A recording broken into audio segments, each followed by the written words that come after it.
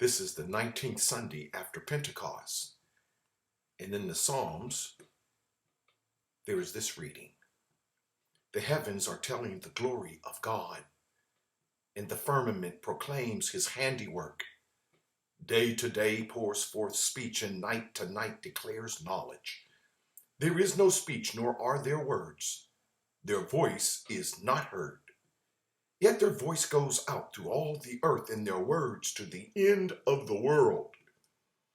In the heavens he has set a tent for the sun, which comes out like a bridegroom from his wedding canopy, and like a strong man runs its course with joy. Its rising is from the end of the heavens, and its circuit to the end of them, and nothing is hid from its heat. The law of the Lord is perfect, reviving the soul. The decrees of the Lord are sure, making wise the simple. The precepts of the Lord are right, rejoicing the heart. The commandment of the Lord is clear, enlightening the eyes. The fear of the Lord is pure, enduring forever. The ordinances of the Lord are true and righteous altogether. More to be desired are they than gold, even much fine gold, sweeter also than honey and drippings of the honeycomb. Psalm 19, verses 1 through 10. Stars and souls. From earliest youth, I can recall the thrill that came over me in the presence of galloping horses, their manes waving in the wind, their tails like flags, their slender legs outstretched, and their hooves afloat above the earth. When I witnessed the ease of their running, the power of stride, and the grace of form, my elation knew no bounds. It moved me to tears. When in later years I stood in the snow-frosted mountains of the Alps, it stirred my spirit with a heady glee to see the panoramic view of the timberline far below, in the rich green valley farther still. I remember shaking, but not because of the cold. I wondered how such beauty of the natural scene, of vale, of wood, stony peak, and soft unmelted snow, could hold me enthralled, ensorcelled as the sun scattered the wispy clouds beyond my head. And again, the same feeling caught me up the first and every other time I had the opportunity to sail at sea, to watch the waves cap and to hold on tight as the sea surged and swelled. I tested my powers of sight to distinguish the blue of sky from the blue of the waters there at the horizon's edge. As night began silently to fall, I could see the splendor of the lesser light shining on the undulating surface of the deep, deep firmament. I felt my heart grow large and larger still until it seemed my chest might open to let the whole wide world in. Nature's gleam and glow has always affected me so. The stars at night perform a silent liturgy, a sacramental offering of praise and adoration in the glint and flicker of starshine.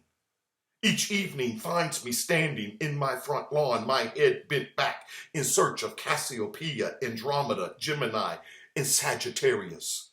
From night to night, I witness their slow, unhurried procession as they make their way across the inky sky.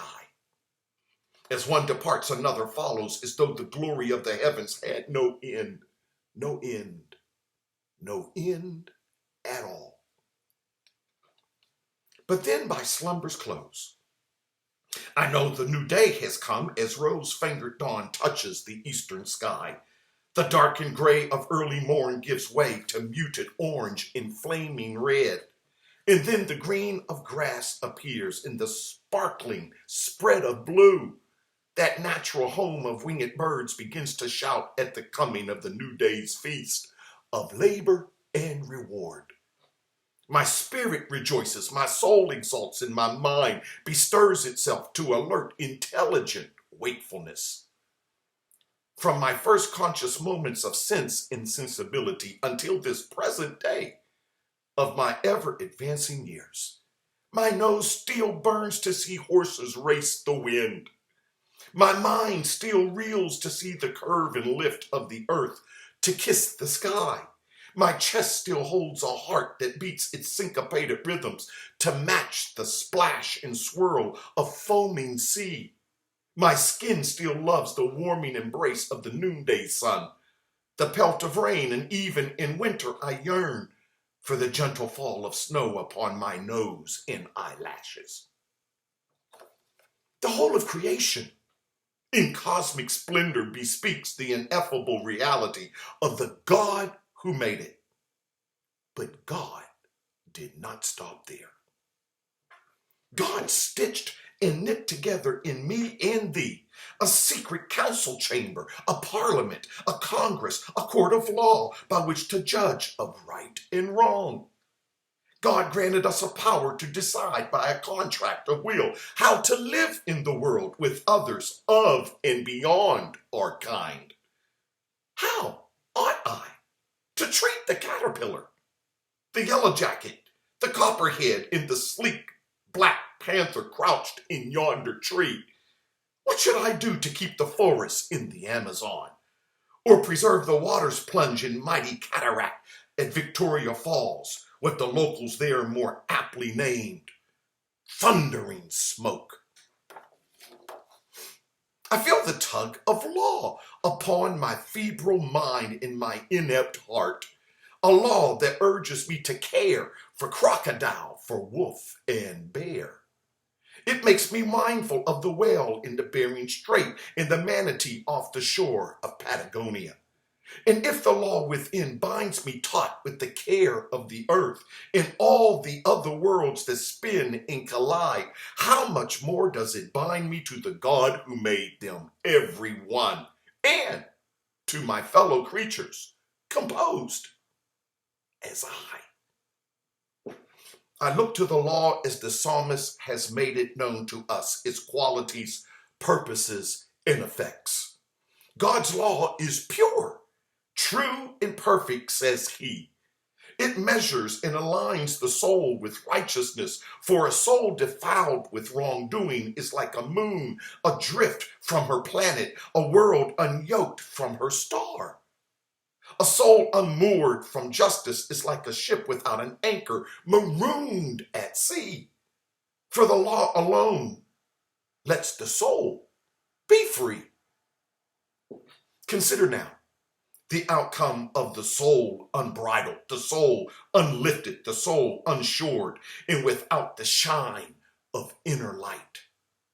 What loss of ground and sky, of power and might, of color and glory? If nature obeys a law that sustains it, then how could any man be free with chaos loosed in the fragile soul? If God set a law for the moon and the stars to dance a waltz amidst the heavens, then God also bequeathed this law for the heart of men and women to love and keep.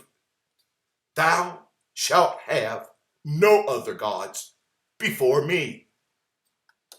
It instructs us not to worship the horse, the mountain, or the sea, not even the sun that imparts us life by day and night.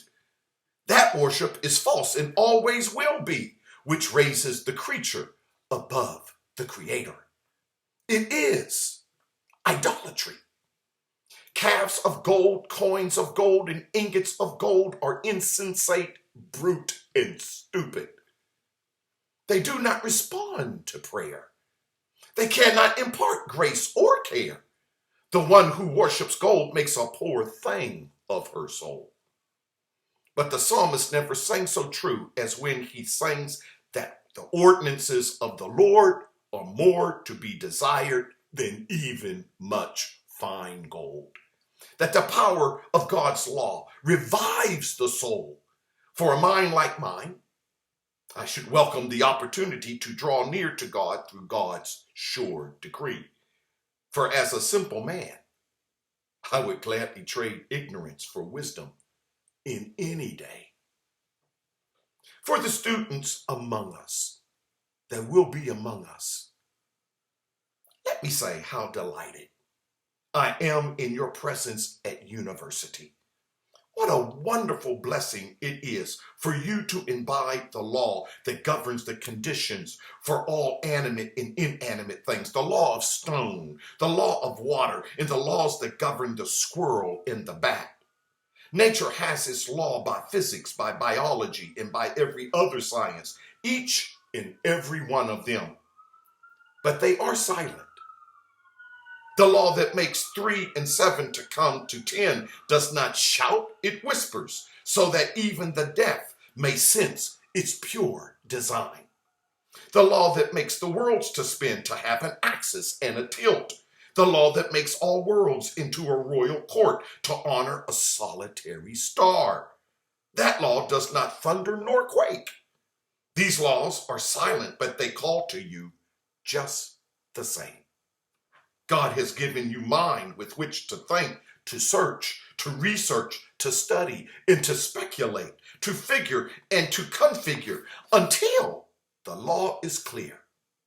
How God did engineer the whole created order of all things. Your determined study of these things is an expression of worship and adoration. Learning is drawing near and nearer still to God. But were I still teaching, and had I the honor to see you as students at classroom again, I would be still filled with my holy enthusiasms to share with you another kind of law that governs human freedom.